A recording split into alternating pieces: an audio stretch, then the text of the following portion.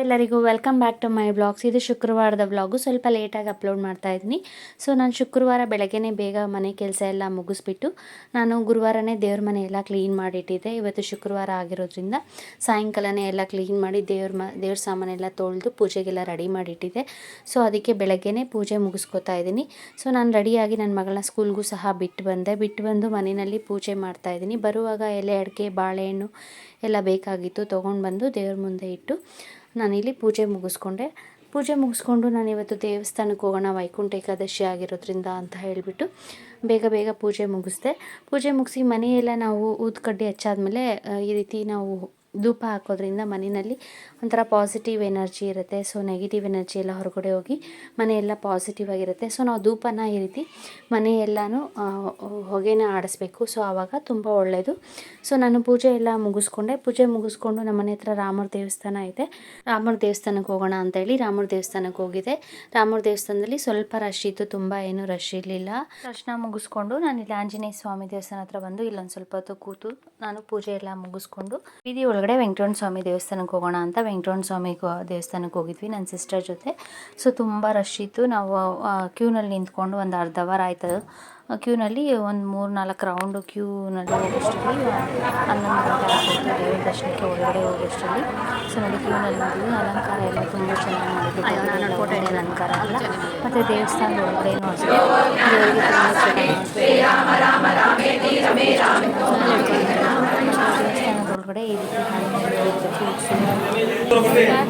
Fruits ಎಲ್ಲ ಹಾಕಿ ಹೂವಿನ ಅಲಂಕಾರ ತುಂಬ ಚೆನ್ನಾಗಿ ಮಾಡಿದ್ರು. ದೇವ್ರ ದರ್ಶನ ತುಂಬ ಚೆನ್ನಾಗಾಯಿತು. ಸೊ ವೆಂಕಟರಮಣ ಸ್ವಾಮಿ ದರ್ಶನ ಮಾಡಿಕೊಂಡು ಸೊ ಇವತ್ತು ವೈಕುಂಠ ಏಕಾದಶಿ ಆಗಿರೋದ್ರಿಂದ ಎಲ್ಲ ಕಡೆಯೂ ಇದೇ ರೀತಿ ರಶ್ ಇದ್ದೇ ಇರುತ್ತೆ. ಸೊ ಬೆಳಗ್ಗೆ ಮಧ್ಯರಾತ್ರಿ 2 ಗಂಟೆಯಿಂದನೇ ಫುಲ್ಲು ರಶ್ ಇರುತ್ತೆ ಎಲ್ಲ ದೇವಸ್ಥಾನದಲ್ಲೂ, ವೆಂಕಟರಮಣ ಸ್ವಾಮಿ ದೇವಸ್ಥಾನಗಳಲ್ಲಿ. ಸೊ ಕೆಲವರು ತುಂಬ ರಶ್ ಇದೆ ಅಂತ ಬೇರೆ ದೇವಸ್ಥಾನಕ್ಕೂ ಹೋಗಿ ಬರ್ತಾರೆ. ಸೊ ಅಲ್ಲೂ ಸಹ ವೆಂಕಟರಮಣ ಸ್ವಾಮಿ ಅಲಂಕಾರ ಮಾಡಿ ದೇವರಿಗೆ ಪೂಜೆ ಮಾಡಿರ್ತಾರೆ. ಸೊ ಏಕಾದಶಿ ದಿವಸ ನಾವು ದೇವ್ರ ದರ್ಶನ ಮಾಡಿದ್ರೆ ತುಂಬ ಒಳ್ಳೆಯದು. ವೈಕುಂಠ ಡೋರ್ ಓಪನ್ ಆಗಿರುತ್ತೆ ಅಂತ ಹೇಳ್ತಾರೆ.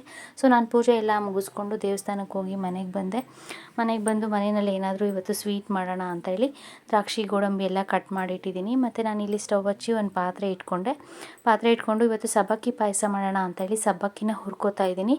ನಾನು ತುಪ್ಪದಲ್ಲಿ ಹುರಿಯೋದು ಬೇಡ ಅಂತೇಳಿ ಹಾಗೆಯೇ ಡ್ರೈ ರೋಸ್ಟ್ ಮಾಡ್ಕೊಳ್ಳೋಣ ಅಂತ ಹೇಳಿ ಸೊ ಪಾತ್ರೆಗೆ ಹಾಕಿ ಈ ರೀತಿ ರೋಸ್ಟ್ ಮಾಡ್ತಾಯಿದ್ದೆ. ಸೊ ಇದು ಸ್ಟೀಲ್ ಪಾತ್ರೆ ಆಗಿರೋದ್ರಿಂದ ಒಂದು ಸ್ವಲ್ಪ ಹೊತ್ತು ಕೈ ಆಡಿಸ್ಲಿಲ್ಲ ಅಂದರೆ ಬೇಗ ನನ್ನ ಸ್ಟೀಲ್ ಪಾತ್ರೆಯಲ್ಲಿ ಬ್ಲ್ಯಾಕ್ ಆಗಿ ತಳ ಎಲ್ಲ ಹಿಡಿದು ಬಿಡ್ತಾಯಿತ್ತು. ಸೊ ಅದಕ್ಕೆ ನಾನು ಒಂದು ಬಾಣಲಿ ಇಟ್ಕೊಂಡು ಆ ಬಾಣಲಿಗೆ ಹಾಕಿ ಹುರ್ಕೋತಾ ಇದ್ದೀನಿ.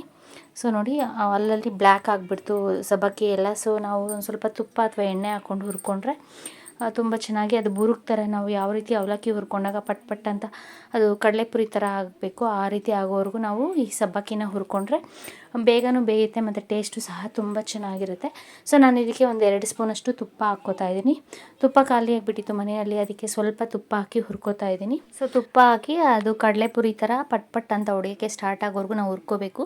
ಸೊ ಕೈ ಆಡಿಸ್ತಾನೆ ಇರಬೇಕು, ಇಲ್ಲ ಅಂದರೆ ಏನಾಗುತ್ತೆ ಅಂದರೆ ತಳ ಹಿಡಿದ್ಬಿಟ್ಟು ಸಬ್ಬಕ್ಕಿ ಎಲ್ಲ ಈ ರೀತಿ ಸೀದೋಗ್ಬಿಡುತ್ತೆ, ಕಪ್ಪಗಾಗ್ಬಿಡುತ್ತೆ. ಸೊ ನಾನಿಲ್ಲಿ ಸ್ವಲ್ಪ ತುಪ್ಪ ಆಗಿರೋದ್ರಿಂದ ಈ ರೀತಿ ಕೆಂಪಕ್ಕೆ ಹುರ್ಕೊಂಡಿದ್ದೀನಿ.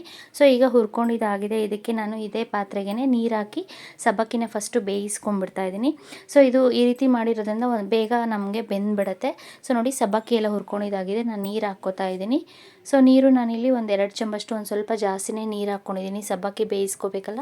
ಸೊ ಅದಕ್ಕೆ ನಾನಿಲ್ಲಿ ನೈಲಾನ್ ಸಬ್ಬಕ್ಕಿ ತೊಗೊಂಡಿದ್ದೀನಿ. ನಾವು ಬೇಕು ಅಂದರೆ ದಪ್ಪ ಸಬ್ಬಕ್ಕಿನಲ್ಲೂ ಮಾಡ್ಕೋಬೋದು ಪಾಯಸನ. ಟೇಸ್ಟು ತುಂಬ ಚೆನ್ನಾಗಿರುತ್ತೆ ಸಬ್ಬಕ್ಕಿ ಪಾಯಸನ. ಇದಕ್ಕೆ ನಾವು ಬೇಕು ಅಂದರೆ ಹೆಸರುಬೇಳೆ ಹಾಕ್ಕೋಬೋದು ಅಥವಾ ಸೇಮಿಯಾ ಬೇಕಂದರೆ ಸೇಮಿಯಾನು ಹುರಿದು ಇದ್ರ ಜೊತೆ ಹಾಕ್ಕೊಂಡ್ರೆ ತುಂಬ ಚೆನ್ನಾಗಿ ಟೇಸ್ಟ್ ಇರುತ್ತೆ. ನಾನಿಲ್ಲಿ ಬರೀ ಸಬ್ಬಕ್ಕಿ ಪಾಯಸ ಮಾಡ್ತಾಯಿದ್ದೀನಿ. ಸೊ ನಾವು ಸಬ್ಬಕ್ಕಿನ ಹುರ್ಕೊಂಡಿದ್ದಾದಮೇಲೆ ನಾನಿಲ್ಲಿ ಅದಕ್ಕೆ ನೀರು ಹಾಕಿ ಬೇಯಕ್ಕೆ ಇಡ್ತಾಯಿದ್ದೀನಿ. ನಾನಿಲ್ಲಿ ಸ್ಟಾರ್ಟಿಂಗ್ ತುಪ್ಪ ಹಾಕಿರೋದ್ರಿಂದ ಟೇಸ್ಟು ತುಂಬ ಚೆನ್ನಾಗಿರುತ್ತೆ. ಸೊ ನೋಡಿ ಈ ರೀತಿ ಚೆನ್ನಾಗಿ ಬೇಯಬೇಕು. ನಾವು ಸಬ್ಬಕ್ಕಿನ ಈ ರೀತಿ ಅದು ಟ್ರಾನ್ಸ್ಪರೆಂಟ್ ಆಗೋವರೆಗೂ ಬೇಯಿಸ್ಕೋಬೇಕು. ಸೊ ನಾವು ತಿಂದಾಗ ಬಾಯಿಗೆ ಅದು ಅಲ್ಲಿಗೆ ಅಂಟಬಾರ್ದು, ಒಳಗಡೆ ಬೆಂದಿಲ್ಲ ಅಂದರೆ ಕಟ್ ಅಂತ ನಮಗೆ ಗೊತ್ತಾಗುತ್ತೆ. ಅದು ಆ ರೀತಿ ಆಗಬಾರ್ದು, ಟ್ರಾನ್ಸ್ಪರೆಂಟಾಗಿ ಫುಲ್ಲು ಅದು ಬೇಯಬೇಕು. ಬೆಂದಾದಮೇಲೆ ನಾನು ಇಲ್ಲಿ ಬಾಣಲಿಯಿಂದ ಇಲ್ಲಿ ಪಾತ್ರೆಗೆ ಹಾಕ್ಕೊಂಡಿದ್ದೀನಿ ಸಬ್ಬಕ್ಕಿ ಬೆಂದಿರೋದನ್ನು. ಇದಕ್ಕೆ ನಾನಿಲ್ಲಿ ಒಂದು ಅರ್ಧ ಲೀಟ್ರ್ ಹಾಲು ಹಾಕ್ಕೋತಾ ಇದ್ದೀನಿ. ಸೊ ಸಬ್ಬಕ್ಕಿ ಪಾಯಸ ಆಗಿರೋದ್ರಿಂದ ಬೇಗ ಗಟ್ಟಿ ಆಗಿಬಿಡುತ್ತೆ. ಸ್ವಲ್ಪ ಹಾಲು ಜಾಸ್ತಿ ಹಾಕ್ಕೊಂಡ್ರೆ ಒಳ್ಳೆಯದು. ಸೊ ನಾನಿಲ್ಲಿ ಸ್ವಲ್ಪ ಗಟ್ಟಿಯಾಗಿ ಮಾಡ್ಕೋತಾ ಇರೋದ್ರಿಂದ ನಾನಿಲ್ಲಿ ಒಂದು ಅರ್ಧ ಲೀಟ್ರ್ ಹಾಲು ಹಾಕ್ಕೊಂಡಿದ್ದೀನಿ. ಹಾಲು ಇನ್ನೂ ಜಾಸ್ತಿ ಬೇಕು ಅಂದರೆ ಜಾಸ್ತಿ ಹಾಕ್ಕೋಬೋದು. ಸೊ ನೋಡಿ, ಹಾಲು ಒಂದೆರಡು ಕುದಿ ಬರೋವರೆಗೂ ಚೆನ್ನಾಗಿ ಕುದಿಸ್ಕೋಬೇಕು. ಈ ರೀತಿ ಆವಾಗಾಗ ತಿರುಗಿಸ್ಕೊತಾ ಇರಬೇಕು, ಇಲ್ಲಾಂದರೆ ಹೋಗ್ಬಿಡುತ್ತೆ. ಸೊ ನಾನು ಇದಕ್ಕೆ 1 ಕಪ್ಪಷ್ಟು ಸಕ್ಕರೆ ಹಾಕ್ಕೋತಾ ಇದ್ದೀನಿ. ಟೇಸ್ಟಿಗೆ ನೋಡಿಕೊಂಡು ನಮಗೆ ಸಕ್ಕರೆ ಜಾಸ್ತಿ ಬೇಕಾದ್ರೆ ಜಾಸ್ತಿ, ಕಮ್ಮಿ ಬೇಕಾದ್ರೆ ಕಮ್ಮಿ ಹಾಕ್ಕೋಬೋದು. ಸೊ ಸಕ್ಕರೆ ಬೇಡ ಅನ್ನೋರು ಬೆಲ್ಲ ಕೂಡ ಪುಡಿ ಮಾಡಿ ಹಾಕ್ಕೊಂಡ್ರೆ ಟೇಸ್ಟು ತುಂಬ ಚೆನ್ನಾಗಿರುತ್ತೆ. ಸೊ ನೋಡಿ, ನಾನು ಸಕ್ಕರೆ ಹಾಕಿ ಸಕ್ಕರೆ ಕರಗಿ ಅದು ಇನ್ನೊಂದು ಸ್ವಲ್ಪ ಹೊತ್ತು ಕುದಿಬೇಕು. ಸಬ್ಬಕ್ಕಿನ ನಾನು ಫಸ್ಟೇ ಬೇಯಿಸ್ಕೊಂಡಿರೋದ್ರಿಂದ ಸಬ್ಬಕ್ಕಿ ಪಾಯಸ ಬೇಗ ಆಗಿಬಿಡುತ್ತೆ. ಹಾಲು ಹಾಕಿ ನಾವು ಒಂದೆರಡು ಕುದಿ ಬರೋವರೆಗೂ ಕುದಿಸ್ಕೊಂಡ್ರೆ ಸಾಕು, ಸಬ್ಬಕ್ಕಿ ಪಾಯಸ ರೆಡಿ ಆಗುತ್ತೆ. ಸೊ ಈ ರೀತಿ ನಾವು ಸಿಂಪಲ್ಲಾಗಿ ಸಬ್ಬಕ್ಕಿ ಪಾಯಸನ ಮಾಡ್ಕೋಬೋದು. ಯಾವಾಗಲೂ ಒಂದೇ ರೀತಿ ಹೆಸರುಬೇಳೆ ಪಾಯಸ ಅಥವಾ ಸೇಮಿಯಾ ಪಾಯಸ ಮಾಡೋದಕ್ಕಿಂತ ಡಿಫ್ರೆಂಟಾಗಿ ಸಬ್ಬಕ್ಕಿ ಪಾಯಸ ಮಾಡಿಕೊಟ್ರೆ ಎಲ್ಲರೂ ಇಷ್ಟಪಟ್ಟು ತಿಂತಾರೆ. ಸೊ ಇದಕ್ಕೆ ನಾನು ಇನ್ನೊಂದು ಸ್ವಲ್ಪ ಹಾಲನ್ನು ಹಾಕ್ಕೋತಾ ಇದ್ದೀನಿ. ಹಾಲು ಹಾಕಿ ಮಿಕ್ಸ್ ಮಾಡ್ಕೋತಾ ಇದ್ದೀನಿ. ಸೊ ಹಾಲು ಹಾಕಿದ್ಮೇಲೆ ನಾವು ಈ ರೀತಿ ಮಿಕ್ಸ್ ಮಾಡ್ಕೋತಾ ಇರಬೇಕು, ಇಲ್ಲಾಂದರೆ ಸ್ಟವ್ ಜೋರು ಉರಿನಲ್ಲಿಟ್ಟರೆ ಏನಾಗುತ್ತೆ ಅಂದರೆ ಹುಕ್ಕು ಬಂದುಬಿಡುತ್ತೆ. ಸೊ ಅದಕ್ಕೆ ನಾವು ಮೀಡಿಯಮ್ ಅಥವಾ ಸಿಮ್ಮಲ್ಲಿ ಇಟ್ಕೊಂಡು ಇದನ್ನು ಕಾಯಿಸ್ಕೋಬೇಕು.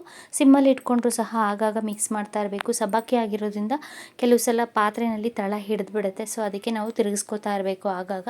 ಸೊ ನನ್ನ ಮಗಳು ಸಬ್ಬಕ್ಕಿ ಪಾಯಸ ತಿನ್ನಬೇಕು ಅಂತ ಅಲ್ಲೇ ನಿಂತ್ಕೊಂಡು ತಿರುಗಿಸ್ತಾ ಇದ್ದಾಳೆ ಸಬ್ಬಕ್ಕಿ ಪಾಯಸ. ಅವಳೇ ತಿರುಗಿಸಿ ನೋಡ್ಕೋತಾ ಇದ್ದಾಳೆ ಉಕ್ಕೋಗ್ದಿರೋ ಹಾಗೆ. ಸೊ ಇದು ನೋಡಿ, ನಾನಿಲ್ಲಿ ಒಂದು ಮುಕ್ಕಾಲಷ್ಟು ಹಾಲು ಹಾಕಿದ್ದೀನಲ್ಲ, ಅದು ಒಂದು ಸ್ವಲ್ಪ ಕಮ್ಮಿಯಾಗಿ ಗಟ್ಟಿಯಾಗುತ್ತೆ. ಸೊ ಅದುವರೆಗೂ ನಾನು ಚೆನ್ನಾಗಿ ಕುದಿಸ್ಕೋತೀನಿ ಸಬ್ಬಕ್ಕಿ ಪಾಯಸನ. ಸೊ ಇದಕ್ಕೆ ನಾನಿಲ್ಲಿ ಲಾಸ್ಟಲ್ಲಿ ಏಲಕ್ಕಿ ಪೌಡ್ರನ್ನ ಮಾಡಿ ಏಲಕ್ಕಿ ಪೌಡ್ರ್ ಹಾಕ್ಕೋತಾ ಇದ್ದೀನಿ. ಏಲಕ್ಕಿ ಹಾಕೋದ್ರಿಂದ ಟೇಸ್ಟ್ ತುಂಬ ರುಚಿಯಾಗಿರುತ್ತೆ. ಬೇಕು ಅಂದವರು ಇದಕ್ಕೆ ಬಾದಾಮಿ ಪೌಡ್ರ್ ಹಾಕ್ಕೊಂಡ್ರೆ ಇನ್ನೂ ಟೇಸ್ಟು ತುಂಬ ರುಚಿಯಾಗಿರುತ್ತೆ. ಸೊ ನಾವು ಬಾದಾಮಿ ಅಥವಾ ಗೋಡಂಬಿನ ನೆನೆಸ್ಬಿಟ್ಟು ಪೇಸ್ಟ್ ಮಾಡಿ ಹಾಕಿದ್ರೂ ಸಹ ಟೇಸ್ಟು ಡಿಫ್ರೆಂಟಾಗಿ ತುಂಬ ಚೆನ್ನಾಗಿರುತ್ತೆ. ಸೊ ಈ ಪಾಯಸಕ್ಕೆ ಯಾವುದೇ ರೀತಿ ಕೊಬ್ಬರಿ ಏನೂ ಬೇಕಾಗಿಲ್ಲ, ಬರೀ ಹಾಲು ಸಬ್ಬಕ್ಕಿ ಇದ್ದರೆ ಸಾಕು, ಬೇಗ ಆಗುತ್ತೆ, ಟೇಸ್ಟು ತುಂಬ ಚೆನ್ನಾಗಿರುತ್ತೆ. ಸೊ ನೀವು ಸಹ ಟ್ರೈ ಮಾಡಿ ನೋಡಿ ಸಬ್ಬಕ್ಕಿ ಪಾಯಸನ ಮನೆಯಲ್ಲಿ. ಸೊ ನಾವು ಸಬ್ಬಕ್ಕಿನ ನೈಟೇ ನೆನೆಸ್ಬಿಟ್ಟು ಅಥವಾ ಒಂದು 4 hours ನೆನೆಸ್ಬಿಟ್ಟು ಆವಾಗಲೂ ಸಹ ಸಬ್ಬಕ್ಕಿ ಪಾಯಸ ಮಾಡ್ಕೋಬೋದು. ನಾನಿಲ್ಲಿ ಯಾವುದೇ ರೀತಿ ನೆನೆಸಿಲ್ಲ, ಹಾಗೆಯೇ ಸಬ್ಬಕ್ಕಿ ಪಾಯಸ ಮಾಡ್ಕೊಂಡಿದ್ದೀನಿ. ಸೊ ನಾವು ಈ ರೀತಿ ಇನ್ಸ್ಟೆಂಟಾಗಿ ಕ್ವಿಕ್ಕಾಗಿ ಸಬ್ಬಕ್ಕಿ ಪಾಯಸನ ಮಾಡ್ಕೋಬೋದು. ಇದು ನೋಡಿ ಚೆನ್ನಾಗಿ ಈಗ ಕುದ್ದಿದೆ. ಇದಕ್ಕೆ ನಾನು ಲಾಸ್ಟಲ್ಲಿ ಏಲಕ್ಕಿ ಪೌಡ್ರ್ ಹಾಕ್ಕೊಂಡಾದ್ಮೇಲೆ ಇದಕ್ಕೆ ದ್ರಾಕ್ಷಿ ಗೋಡಂಬಿ ಹುರ್ಕೊಂಡು ಹಾಕ್ಕೋತಾ ಇದ್ದೀನಿ ತುಪ್ಪದಲ್ಲಿ. ನಾನಿಲ್ಲಿ ಚಿಕ್ಕದು ನಾವು ಒಗ್ಗರಣೆ ಹಾಕೋತೀವಲ್ಲ ಆ ಸೌಟನ್ನು ಇಟ್ಕೊಂಡಿದ್ದೀನಿ. ಅದಕ್ಕೆ ನಾನಿಲ್ಲಿ ಒಂದು 2 ಸ್ಪೂನ್ ತುಪ್ಪ ಹಾಕ್ಕೊಂಡು ನಾನಿಲ್ಲಿ ದ್ರಾಕ್ಷಿ ಗೋಡಂಬಿ ಮತ್ತು ಬಾದಾಮಿನ ಪೀಸಸ್ ಮಾಡಿ ಇಟ್ಕೊಂಡಿದ್ದೀನಿ. ಬಾದಾಮಿನ ಸೊ ಅದನ್ನು ಹಾಕೋತಾ ಇದ್ದೀನಿ. ನಾವು ಬೇಕು ಅಂದರೆ ಪಿಸ್ತಾನೂ ಸಹ ಇದ್ದರೆ ಪಿಸ್ತಾ ಹಾಕ್ಕೋಬೋದು. ತುಪ್ಪ ಹಾಕ್ಕೊಂಡು ತುಪ್ಪ ಚೆನ್ನಾಗಿ ಕರಗಿದ್ಮೇಲೆ ನಾನು ಸ್ಟಾರ್ಟಿಂಗ್ ಇಲ್ಲಿ ಬಾದಾಮಿ ಮತ್ತು ಗೋಡಂಬಿನ ಪೀಸಸ್ ಮಾಡಿ ಇಟ್ಕೊಂಡಿದ್ದೆ. ಸೊ ಅದನ್ನು ಹಾಕಿ ಹುರ್ಕೋತಾ ಇದ್ದೀನಿ. ಸೊ ನಾವು ಹುರ್ಕೊಳ್ಳುವಾಗ ಮೀಡಿಯಮ್ ಅಥವಾ ಸಿಮ್ಮಲ್ಲಿ ಇಟ್ಕೊಂಡು ಈ ರೀತಿ ದ್ರಾಕ್ಷಿ ಮತ್ತು ಗೋಡಂಬಿನ ಹುರ್ಕೋಬೇಕು, ಇಲ್ಲಾಂದರೆ ಬೇಗ ಅದು ಕೆಂಪಕ್ಕಾಗಿ ಸೀದ್ಬಿಡತ್ತೆ. ಸೊ ನಾನಿಲ್ಲಿ ಫಸ್ಟು ಬಾದಾಮಿ ಮತ್ತು ಈ ರೀತಿ ಗೋಡಂಬಿನ ಹುರ್ಕೊಂಡಿದ್ದೀನಿ. ಈಗ ಇದಕ್ಕೆ ದ್ರಾಕ್ಷಿ ಹಾಕಿದ ತಕ್ಷಣ ಬೇಗ ಅದು ಫ್ರೈ ಆಗಿಬಿಡುತ್ತೆ. ಸೊ ಅದಕ್ಕೆ ನಾವು ಫಸ್ಟು ಗೋಡಂಬಿ ಬಾದಾಮಿನ ಹುರ್ಕೊಂಡು ದ್ರಾಕ್ಷಿ ಹಾಕಿ ಒಂದು ಸ್ವಲ್ಪ ಹೊತ್ತು ಈ ರೀತಿ ತುಪ್ಪದಲ್ಲಿ ಹುರ್ಕೊಂಡ್ರೆ ಸಾಕು. ಈಗ ಸ್ಟವ್ ಆಫ್ ಮಾಡ್ಕೋತಾ ಇದ್ದೀನಿ. ನಾವು ಬೇಕಾದ್ರೆ ಸ್ಟವ್ ಆಫ್ ಮಾಡಿಕೊಂಡು ಬಿಸಿ ಇರುತ್ತಲ್ಲ, ಸೊ ಆ ಬಿಸಿನಲ್ಲೇ ದ್ರಾಕ್ಷಿನ ಹುರ್ಕೋಬೋದು, ಅಷ್ಟು ಬೇಗ ಆಗಿಬಿಡುತ್ತೆ ದ್ರಾಕ್ಷಿ. ಸೊ ನೋಡಿ, ದ್ರಾಕ್ಷಿ ಗೋಡಂಬಿ ಮತ್ತು ಬಾದಾಮಿನ ಹುರ್ಕೊಂಡಿದ್ದಾಗಿದೆ. ಈಗ ಇದನ್ನು ನಾವು ಸ್ಟವ್ ಆಫ್ ಮಾಡಿಕೊಂಡು ತುಪ್ಪದ ಸಮೇತ ಇಲ್ಲಿ ಪಾಯಸಕ್ಕೆ ಹಾಕ್ಕೋತಾ ಇದ್ದೀನಿ. ಸೊ ಈಗ ಪಾಯಸ ರೆಡಿ ಆಗುತ್ತೆ. ಇದಕ್ಕೆ ನಾವು ಬೇಕು ಅಂದರೆ ಸೇಮಿಯಾನ ತುಪ್ಪದಲ್ಲಿ ಹುರಿದ್ಬಿಟ್ಟು ಹಾಕಿದ್ರೆ ಇನ್ನೂ ಟೇಸ್ಟು ಇನ್ನೂ ತುಂಬ ಚೆನ್ನಾಗಿರುತ್ತೆ. ಸೊ ನಾನಿಲ್ಲಿ ಯಾವುದೇ ರೀತಿ ಸೇಮಿಯಾ ಏನೂ ಹಾಕ್ಕೊಂಡಿಲ್ಲ. ಸೊ ನೋಡಿ, ದ್ರಾಕ್ಷಿ ಗೋಡಂಬಿ ಹಾಕಿದ್ಮೇಲೆ ಮಿಕ್ಸ್ ಮಾಡಿದ್ರೆ ಸಖತ್ ಟೇಸ್ಟಿಯಾಗಿರೋ ರುಚಿಕರವಾದ ಸಬ್ಬಕ್ಕಿ ಪಾಯಸ ಇನ್ಸ್ಟೆಂಟಾಗಿ ಈ ರೀತಿ ಕ್ವಿಕ್ಕಾಗಿ ಆಗುತ್ತೆ, ಬೇಗ ಮಾಡ್ಕೋಬೋದು, ತುಂಬ ರುಚಿಯಾಗಿರುತ್ತೆ. ನಾನಿಲ್ಲಿ ಸ್ಟಾರ್ಟಿಂಗು ಸಬ್ಬಕ್ಕಿನ ಸ್ವಲ್ಪ ಕೆಂಪು ಹುರ್ಕೊಂಬಿಟ್ಟಿದ್ದೀನಿ. ಸೊ ಅದು ಪುರಿ ಥರ ಪಟ್ ಅಂತ ಹೊಡೆದಾದ್ಮೇಲೆ ಹಾಗೇ ಹಾಲು ಹಾಕ್ಕೊಂಡ್ರೆ ಸಾಕು. ಈಗ ಸಬ್ಬಕ್ಕಿ ಪಾಯಸ ರೆಡಿಯಾಗಿದೆ. ಸೊ ನನ್ನ ಮಗಳು ಟೇಸ್ಟ್ ಮಾಡಿ ನೋಡ್ತಾ ಇದ್ದಾಳೆ ಯಾವ ರೀತಿ ಇದೆ ಅಂತ. ನಾನೇ ಫಸ್ಟ್ ಪಾಯಸ ತಿನ್ನಬೇಕು ಅಂತ ಅವಳೇ ಹಾಕ್ಕೊಂಡು ಬಿಸಿ ಇದ್ರೂ ಅದನ್ನ ಆರಿಸ್ಕೊಂಡು ತಿಂತಾ ಇದ್ದಾಳೆ. ಸೊ ಅವಳಿಗೆ ಇಷ್ಟ ಆಯಿತು, ಪಾಯಸ ಸಖತ್ ಟೇಸ್ಟಿಯಾಗಿದೆ ಅಂತ ತುಂಬ ಇಷ್ಟಪಟ್ಟು ತಿಂತಾಯಿದ್ಲು. ಸೊ ನಾನು ಪಾಯಸದ ಜೊತೆಗೆ ಅನ್ನ ಮಾಡಿದ್ನಲ್ಲ, ಸೊ ಬೆಳಗ್ಗೆದು ಒಂದು ಸ್ವಲ್ಪ ಬೇಳೆ ರಸಮ್ ಇತ್ತು. ಸೊ ಆ ರಸಮ್ಗೆ ಬೋಂಡ ಮಾಡ್ಕೊಳ್ಳೋಣ ಸೈಡ್ಗೆ ಅಂತೇಳಿ ಬೋಂಡ ಮಾಡ್ಕೋತಾ ಇದ್ದೀನಿ. ಬೋಂಡಗೆ ನಾನಿಲ್ಲಿ ಈರುಳ್ಳಿನ ಒಂದು 2-3 ಈರುಳ್ಳಿನ ಸಿಪ್ಪೆ ತೆಗೆದು ಸಣ್ಣದಾಗಿ ಕಟ್ ಮಾಡಿ ಇಟ್ಕೊಂಡಿದ್ದೆ. ಸೊ ಈರುಳ್ಳಿ ಬೋಂಡ ಮಾಡ್ತಾಯಿದ್ದೀನಿ. ಇದಕ್ಕೆ ಜೊತೆಗೆ ನಾನಿಲ್ಲಿ ಕರ್ಬೇವಿನ ಸೊಪ್ಪು, ಪುದೀನ ಮತ್ತು ಕೊತ್ತಂಬರಿ ಸೊಪ್ಪನ್ನ ಚೆನ್ನಾಗಿ ತೊಳೆದು ಸಣ್ಣದಾಗಿ ಕಟ್ ಮಾಡಿ ಇಟ್ಕೊಂಡಿದ್ದೆ. ಸೊ ಇಷ್ಟನ್ನು ಹಾಕ್ಕೊಂಡಿದ್ದೀನಿ.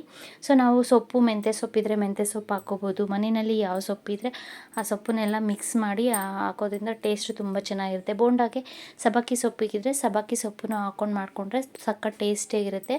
ಸೊ ನಾವು ಕೊತ್ತಂಬರಿ ಸೊಪ್ಪು, ಪುದೀನ ಜಾಸ್ತಿ ಹಾಕಿದಷ್ಟು ಬೋಂಡ ಟೇಸ್ಟ್ ತುಂಬ ರುಚಿಯಾಗಿರುತ್ತೆ. ಸೊ ನಾನಿಲ್ಲಿ ಒಂದು 2 ಕಪ್ಪಷ್ಟು ಕಡಲೆ ಹಿಟ್ಟು ಹಾಕ್ಕೋತಾ ಇದ್ದೀನಿ. ಸೊ ಸೊಪ್ಪು ಜಾಸ್ತಿ ಆದರೆ ನೋಡಿಕೊಂಡು ಕಡಲೆ ಹಿಟ್ಟು ಇನ್ನೊಂದು ಸ್ವಲ್ಪ ಹಾಕಿ ಮಿಕ್ಸ್ ಮಾಡ್ಕೊಳ್ಳೋಣ ಅಂತ ಹೇಳಿ ನಾನಿಲ್ಲಿ ಸ್ಟಾರ್ಟಿಂಗ್ ಒಂದು ಸ್ವಲ್ಪ ಕಡಲೆ ಹಿಟ್ಟು ಹಾಕ್ಕೊಂಡಿದ್ದೀನಿ, ರುಚಿಗೆ ತಕ್ಕಷ್ಟು ಉಪ್ಪು. ಹಸಿಮೆಣ್ಸಿನ್ಕಾಯಿ ಇರಲಿಲ್ಲ, ಸೊ ಅದಕ್ಕೆ ನಾನು ಇಲ್ಲಿ ಖಾರದ ಪುಡಿ ಹಾಕ್ಕೋತಾ ಇದ್ದೀನಿ. ಹಸಿಮೆಣ್ಸಿನ್ಕಾಯಿ ಇದ್ದರೆ ನಾವು ಹಸಿಮೆಣ್ಸಿನ್ಕಾಯಿನ ಕಟ್ ಮಾಡಿ ಅಥವಾ ಪೇಸ್ಟ್ ಮಾಡಿ ಹಾಕ್ಕೊಂಡ್ರೆ ಇನ್ನೂ ಟೇಸ್ಟ್ ತುಂಬ ಚೆನ್ನಾಗಿರುತ್ತೆ ಬೋಂಡಾಗೆ. ಸೊ ಈಗ ಫಸ್ಟು ನಾನಿಲ್ಲಿ ಈರುಳ್ಳಿ ಮತ್ತು ಕಡಲೆ ಹಿಟ್ಟು ನಾವು ಹಾಕ್ಕೊಂಡಿರೋ ಉಪ್ಪು ಖಾರನೆಲ್ಲ ಈ ರೀತಿ ಫಸ್ಟ್ ಒಂದು ಸರಿ ಮಿಕ್ಸ್ ಮಾಡ್ಕೋಬೇಕು. ಆಮೇಲೆ ನಾವು ಸ್ವಲ್ಪನೇ ನೀರು ಹಾಕಿ ಬೋಂಡ ಅದಕ್ಕೆ ಇದನ್ನು ಕಲಿಸ್ಕೋಬೇಕು.